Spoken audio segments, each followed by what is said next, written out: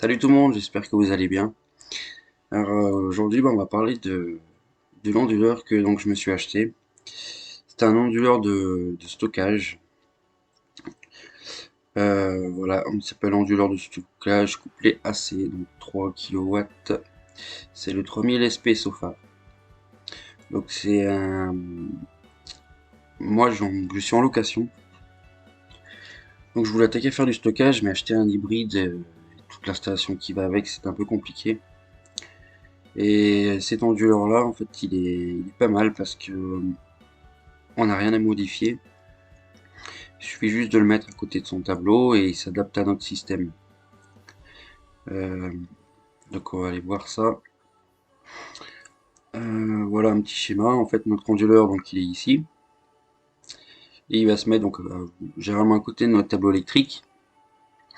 Dessus, on a une pince ampermétrique qui va mesurer donc le courant qui arrive de nos panneaux, donc ce qu'ils produisent. On a une pince ampermétrique qui va aller sur l'entrée EDF, donc avant notre tableau, et juste après le compteur EDF et le disjoncteur. Donc cette pince va mesurer le courant qui s'est le surplus, pardon. Et donc ça là la production. Et lui, ce qu'il va faire, c'est qu'il va faire sa popote.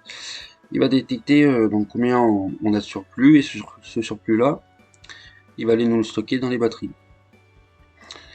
Et après, lui va faire sa petite gestion. Ça veut dire que quand, par exemple, on tire du courant, et ben pour ne pas prendre chez EDF, lui va restituer donc ce qu'il a dans les batteries.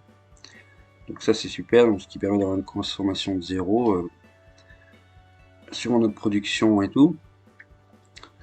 Euh, Ce qu'il fait en plus, il a une petite option qui était sympa, c'est que en cas de coupure EDF, il a une sortie donc de secours qui s'appelle Critical Lloyd.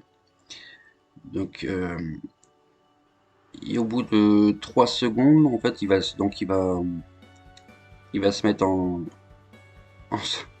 comment dire, il va mettre la fonction Critical Lloyd en route, pardon, et en fait, on va pouvoir alimenter notre maison avec les batteries pendant que, par exemple, la coupure EDF est en route. Donc ça, c'est pas mal. Ça permet justement d'alimenter tout ce qui est primordial, les frigos, les congèles, les lumières, pendant un certain temps. À condition d'avoir les batteries pleines, hein, bien sûr. Par contre, une fois que le réseau EDF sera coupé, lui, donc va vider les batteries. Par contre, une fois que les batteries sont vides, c'est fini. Lui, il se met pas en route avec les panneaux solaires pour recharger, ainsi de suite.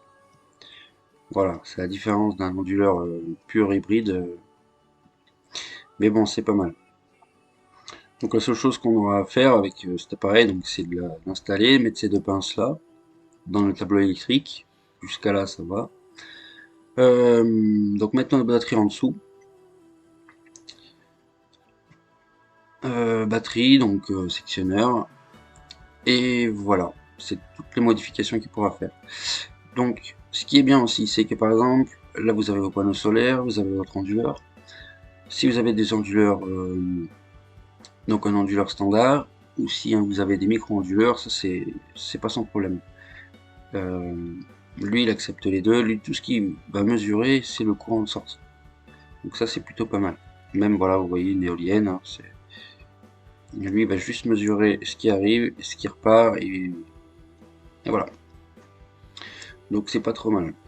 Euh, pour le branchement, euh, bon, ça, c'est la notice qui est fournie avec, hein, bien sûr.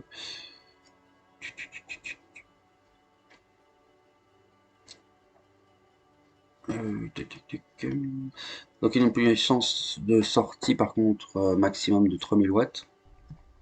Voilà, ça faut bien le savoir. 3000 watts. Là, la pince électrique, ça c'est nos branchements qu'on a dessous.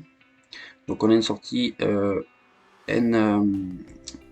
NTC, pardon. Ça c'est pour la sonde de température qui va aller se mettre sur la batterie.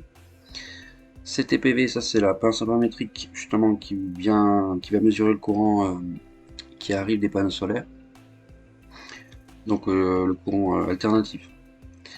etc. Ça c'est la pince qui va se mettre sur juste après notre disjoncteur EDF et avant notre tableau.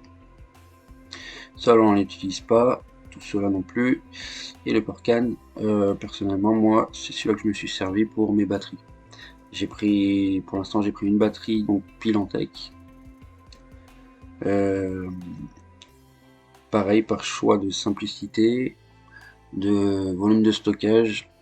Dedans c'est tout intégré, il y a le BMS et tout, et vu que c'est pareil, je suis en location, je veux pas commencer à faire une usine à gaz et à prendre de risques. Voilà, tout ce qui est intégré dedans et validé, voilà, c'est sécurisé quoi. Donc voilà la petite sonde de température pour les batteries que je vous expliquais.